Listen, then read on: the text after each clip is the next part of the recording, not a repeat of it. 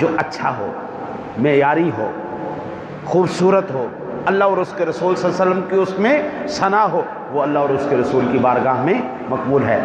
آپ نے معیاری کلام سننا ہو تو حضور سیدی امام احمد رضا خان، امام حسن رضا خان، ڈاکٹر علامہ اقبال، حضور سیدی سلطان العارفین سلطان باہو رحمۃ اللہ تعالی علیہ، حضور سیدنا میاں محمد بخش صاحب رحمۃ اللہ تعالی علیہ، حضور اپنا امام بصیری علیہ رحمہ، یہ وہ عظیم ہستیاں ہیں جن کا کلام معیاری ہے، بارگاہ رسالت کا ادب انہوں نے ملحوظ رکھا ہوا ہے۔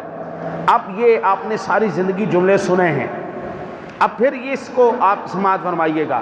اب حضور کو بابا سادی کیا کریں؟ اب حضور کی پسند دیکھو، حضور کی پسند کیا ہے، حضور کس چیز کو پسند کر رہے ہیں، کیسی شاعری کملی والے کو پسند ہے؟ بلغ العلا بکمالہ، وہ اپنے کمال سے بلندیوں پر گئے، وہ اپنے کمال سے، یعنی اس میں کیا ہے؟ حضور کی ثنا ہے، حضور کی عظمت ہے، حضور کی شان ہے۔ حضور نے فرمایا سبحان اللہ، ٹھیک ہے آگے چلو، کشفت دجا بجمالہ، سبحان اللہ، چہرہ مصطفیٰ کی رونق نے، خوبصورتی نے، روشنی نے، جمال نے تمام اندھیروں کو دور کر دیا۔ یہاں بھی ثناء مصطفیٰ ہے، عظمت مصطفیٰ ہے۔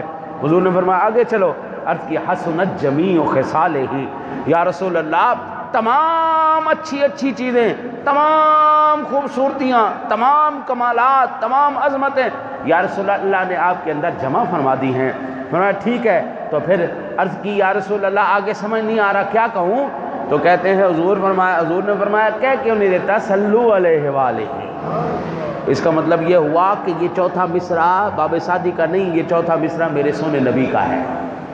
آپ جو شاعری سے ذرا ذوق رکھتے ہیں، میں بھی یہاں پہ آج اس موضوع کو لے کے بیٹھ گیا کیونکہ یہ حضور کی بات ہے، اس لیے مجھے یہ پسند ہے کہ حضور کی یہ پہلو بھی آپ کے سامنے آئے۔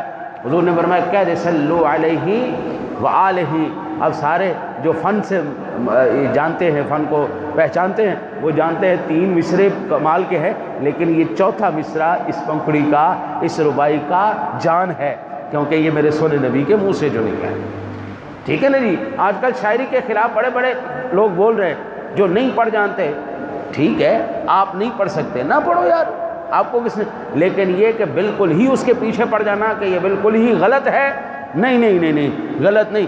وہ شاعری جو اللہ اور اس کے رسول صلی اللہ علیہ وسلم کی عظمت میں ہو، شان میں ہو، مدحت میں ہو، حمد باری تعالیٰ ہے، بہت اچھی بات ہے، ٹھیک ہے، کہو نعت رسول مقبول ہے، معیاری کلام ہے، لکھنے والا شاعر تمیز والا ہے۔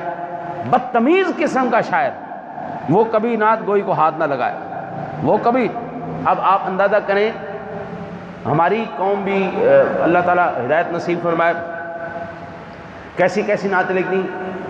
ایک نعت نکلی تھی بڑی، میں